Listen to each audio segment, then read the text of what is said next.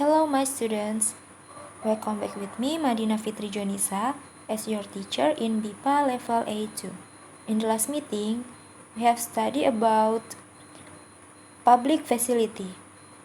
And now, we have a topic about jual beli or buy and sell.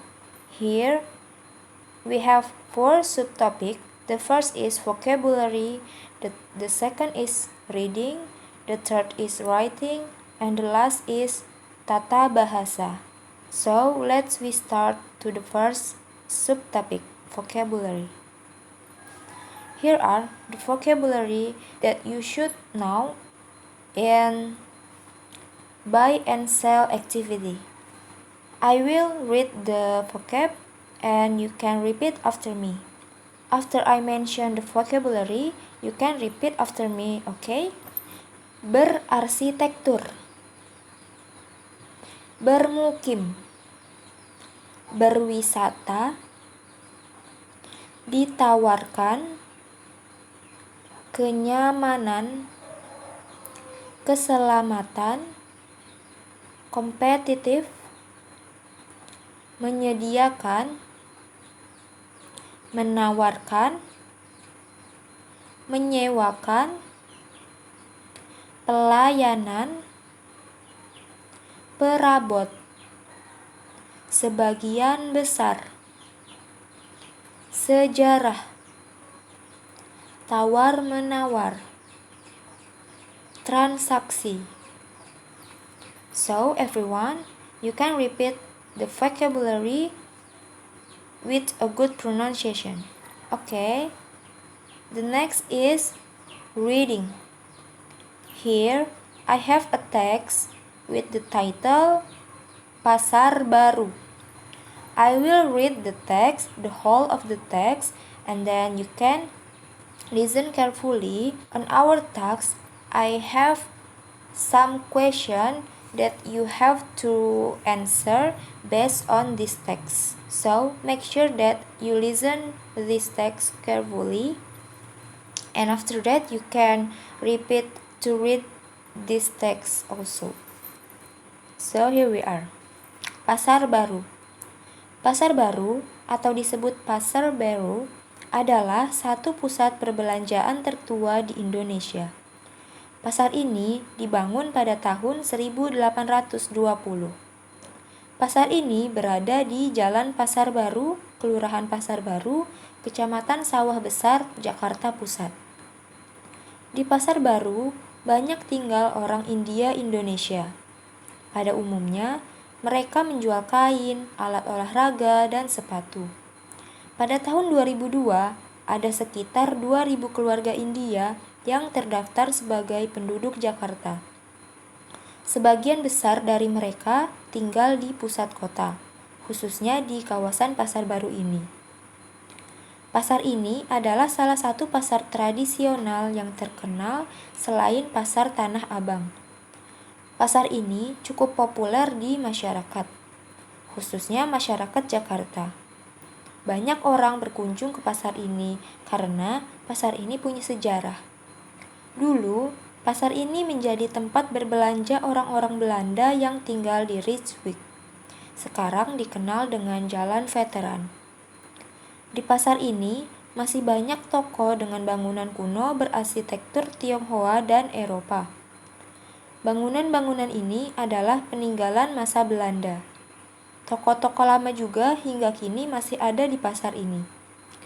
Toko-toko lama itu adalah Apotek Kimia Farma, Toko Li Leseng, Toko Perabot Rumah Tangga Melati, Toko Jam Chung Chung, dan Toko Kacamata Zeiss atau Chunli. Ujung utara Jalan Pasar Baru dulunya merupakan pusat pedagang komik. Pasar Baru juga merupakan tempat pertama adanya rumah makan bakmi Gang Kelinci yang sangat terkenal.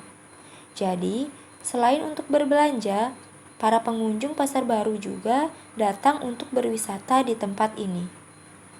So, that's all about the text of the title Pasar Baru. Later, you can answer the question based on this text. So, let's we move into the third subtopic about writing. Writing the advertisement. As you can see on the slide, there are two pictures about advertisement. In the advertisement, we have must-have elements. There are the product, kelebihan produk, and the price.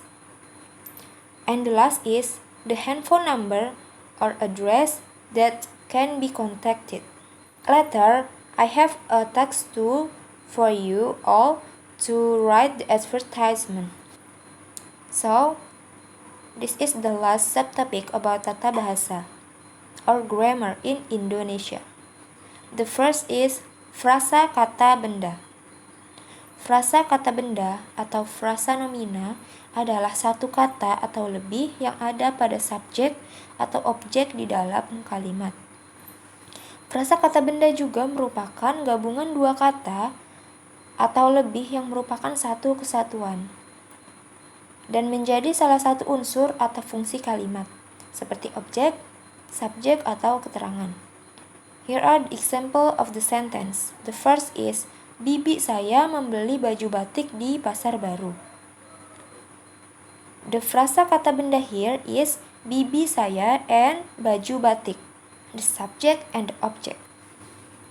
The second is, teman ibu saya menjual baju batik perempuan di pasar baru.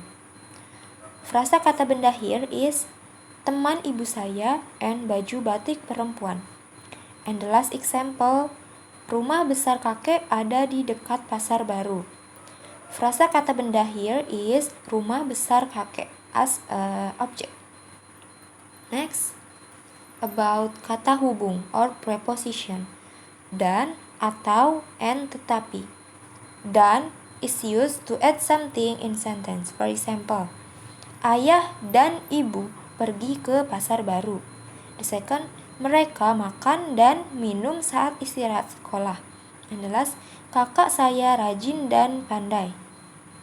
So, here are the pattern of the use of the word dan. The first is kata benda or object plus dan plus object. It can be ayah dan ibu. The second is verb plus dan plus verb. It can be makan dan minum. And the last is adverb plus dan plus adverb. It can be rajin dan pandai. The second is the word atau is used to choose. For example, harga barang itu mahal atau murah. Second, nama orang itu Aminah atau Maimunah. And the last, adik sedang bermain atau mengerjakan PR di rumah Anto. And the last preposition is tetapi yang dipakai untuk pertentangan. For example, kakaknya pintar tetapi adiknya malas. Ina pandai menyanyi tetapi tidak bisa menari. Aku mau beli permen tetapi tidak punya uang. So, everyone, I understand about our topic today so far. If you have any question, you can ask me directly by email or WhatsApp. So, thanks for your attention and goodbye. See you on the next meeting. Have a nice day.